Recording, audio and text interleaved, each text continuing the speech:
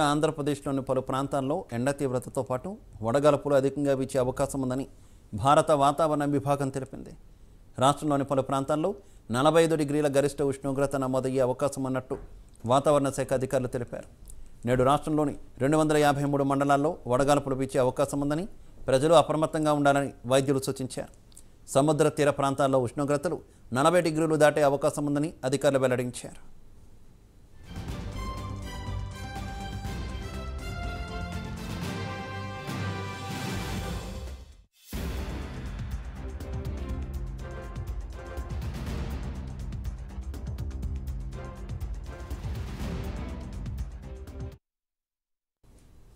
మరోవైపు తెలంగాణలో సైతం ఎండలు మండిపోతున్నాయి. నిన్న రాష్ట్రంలో 20 చోట్ల 42 డిగ్రీలకు పైగా ఉష్ణోగ్రతలు నమోదయ్యాయి. వీటిలో 14 ప్రాంతాల్లో 43 డిగ్రీల సెల్సియస్ దాటింది. నల్గొండ జిల్లా ఇబ్రహీంపేటలో అత్యధికంగా 43.5 డిగ్రీలు నమోదైంది. 2016 తర్వాత ఈ ఏడాది ఉష్ణోగ్రతలు అధికంగా నమోదవుతున్నాయి. శుక్ర శనివారాల్లో రాష్ట్రంలో వడగాలులు వీస్తాయని వాతావరణ శాఖ హెచ్చరించింది. రాత్రిపూట ఉష్ణోగ్రతలు సాధారణం కన్నా 2 డిగ్రీలు అధికంగా నమోదవుతాయని తెలిపింది. ఉదయం 11 నుంచి మధ్యాహ్నం 3 గంటల వరకు ఎండల తీవ్రత అధికంగా ఉంటుందని, ఈ సమయంలో వృద్ధులు పిల్లలు బయటకు రావద్దని వాతావరణ నిపుణులు సూచించారు.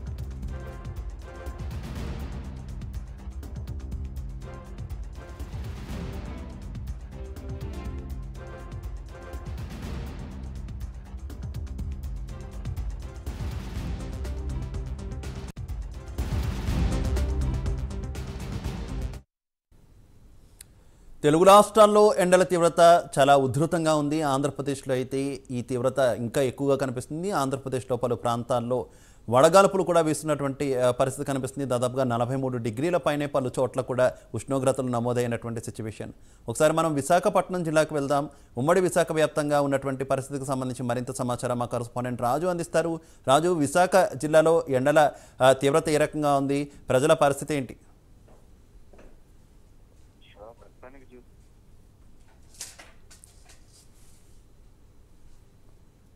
చూసుకునేటప్పుడు 9 గంటలకు బయటకు వచ్చే వాళ్ళందరూ కూడా ఇప్పుడు 9 గంటల కల్లా ఇంటి లోపలికి వెళ్ళిపోవాలంటే కూడా వాతావరణ శాఖ హెచ్చరికలకు సంబంధించిన ఆదేశాలు జారీ అయ్యాయి. అంటే ఈ రాష్ట్రంలో సంబంధించి కానీ ఉత్తరాంధ్ర వ్యాప్తంగా సంబంధించినప్పుడు కూడా ఎండల తీవ్రత ఎంత ప్రభావం చూపిస్తుందనే విషయం అయితే మనం చాలా స్పష్టంగా అర్థమవుతుంది. విశాఖపట్నం సంబంధించినంత వరకు చూసుకునేటప్పటికీ విశాఖపట్నంలో మొన్నటి వరకు 28, 26 డిగ్రీలు మాత్రమే ఉష్ణోగ్రత ఉండేది. కానీ ఇప్పుడు చూసుకునేటప్పటికీ దాన్ని ఏకంగా 42 డిగ్రీల వరకు కూడా ఉష్ణోగ్రత అయితే నమోదవుతున్న పరిస్థితి కనిపిస్తుంది. దానికోసమని హెచ్చరిక ప్రకారం ప్రతి ఒక్కరు కూడా ఎవరైతే వృద్ధులు కానీ మహిళలు కానీ లేకపోతే చిన్నపిల్లలు కానీ ఎవరైతే ఉంటారో వీరందరూ కూడా తొందరగానే అంటే ఎండ సమయం రాకముందే 11 గంటల లోపల అందరూ కూడా మళ్ళీ ఇంటికి తిరిగి వెళ్ళిపోవాలి. ఎమర్జెన్సీ అయితే తప్పితే బయట ఎవరికి కూడా రాకూడదు అంటే కూడా చెప్పిన పరిస్థితి అయితే కనిపిస్తుంది. మరో విషయం చూసుకునేటప్పటికీ పెన్షన్ విధానం కూడా జరుగుతుంది కనుక సచివాలయానికి వచ్చేటప్పటికి వాళ్ళకు కూడా ప్రత్యేకమైన ఏర్పాట్లు అయితే చేసిన పరిస్థితి కనిపిస్తుంది. వాళ్ళందరినీ కూడా టెంట్లు వేసి లేకపోతే ఏదైతే గ్రామ సచివాలయాలు కానీ వార్డు సచివాలయాలు వాటన్నింటి దగ్గర కూడా లోపల కూర్చోబెట్టి శీతల పానీయాలను కూడా ఇవ్వాలంటే కూడా ఒక ఆదేశాలు అయితే ఈసీ జారీ చేసిన పరిస్థితి కనిపిస్తుంది. మొత్తానికి ఓవరాల్ గా చూసుకుంటే శ్రీకాకుళం, విజయనగరం, అదేవిధంగా విశాఖపట్నం మొత్తం 3 జిల్లాలో కూడా ఎండల తీవ్రత చాలా ఎక్కువగా ఉంది. దీనికి సంబంధించినంత వరకు పూర్తి స్థాయిలో కూడా అధికారులు కూడా అప్రమత్తమయ్యారు. బయట ఎవరైతే పబ్లిక్ వస్తున్నారో తిరుగుతున్నారో వాళ్ళందరికీ కూడా ఎటువంటి సూచనలు చేస్తున్నారు, ఏ విధంగా శీతల పానీయాలు కావచ్చు లేకపోతే ఇతరత్ర వాళ్ళ వాటర్ బాటిల్స్ క్యారీ చేయడం కావచ్చు, ప్రతి ఒక్కదాన్ని కూడా చాలా కూలంకషంగా చర్చించి వాళ్ళందరూ కూడా చేయాలంటూ కూడా హెచ్చరికలు జారీ చేస్తున్న పరిస్థితి కనిపిస్తుంది. ఒకవైపు ఎలక్షన్ వేడి కూడా ఉంది. దీంట్లో చాలా మంది కూడా బయట ప్రచారాలు కానీ మిగతా వాటి కూడా తిరుగుతున్నారు. వాళ్ళకు కూడా తగు సూచనలు అయితే చేసిన పరిస్థితి కనిపిస్తుంది. అది కాకుండా విశాఖపట్నం కానీ లేకపోతే విజయనగరం, శ్రీకాకుళం సంబంధించి కానీ ఏజెన్సీ ప్రాంతం చాలా ఎక్కువగా ఉంది. అటువంటి ప్రాంతాల్లో ఎండ తీవ్రత చాలా ఎక్కువగా ఉంటుంది కనుక అటువంటి ప్రాంతాల్లో మీరు ఏ విధంగా ఉండాలనే విషయం కూడా ఒక ప్రణాళికాబద్ధంగా సూచించి వాటికి కూడా గ్రామాలకు కానీ లేకపోతే మిగతా వ్యక్తులకు సంబంధించిన సెల్ ఫోన్స్ లో కానీ వాళ్ళకి ఒక నోటీస్ అయితే పంపించడం జరుగుతుంది. ఏ విధంగా ఉండాలి మీరు, ఎందుకంటే బయటకు వచ్చిన తర్వాత వడగాల్పులు కానీ లేకపోతే వడదెబ్బ తగిలిన తర్వాత చాలా మంది చనిపోయే అవకాశాలు కూడా చాలా ఎక్కువ ఉన్నాయి కనుక అటువంటి పరిస్థితి లేకుండా ముందస్తు జాగ్రత్తలు తీసుకోవాలంటూ కూడా ఇప్పటికే వాతావరణ శాఖ ఒక హెచ్చరికలు చేసిన పరిస్థితి అయితే కనిపిస్తుంది. విశాఖలో గత 4 రోజుల నుంచి చూసుకునేటప్పటికీ ఇక్కడ అరకు, పాడేరు, అదేవిధంగా నర్సీపట్నం సంబంధించి ఏజెన్సీ ప్రాంతం కనుక కాస్త కూలుగా ఉంటుంది అనుకున్నారు. కానీ అక్కడ కూడా చాలా మంది వృద్ధులు వచ్చేటప్పుడు, పెన్షన్లకు వచ్చేటప్పుడు కూడా ఇబ్బంది పడ్డారు.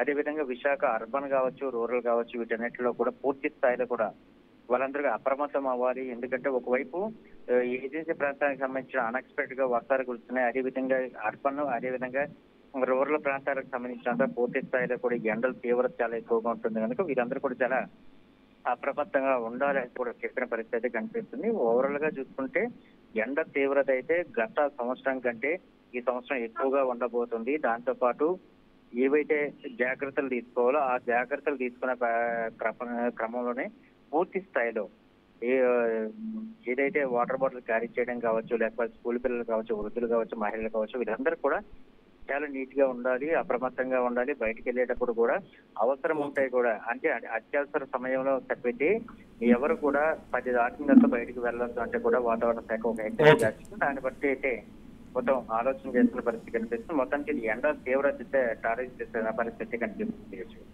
Okay okay, thank you Raju.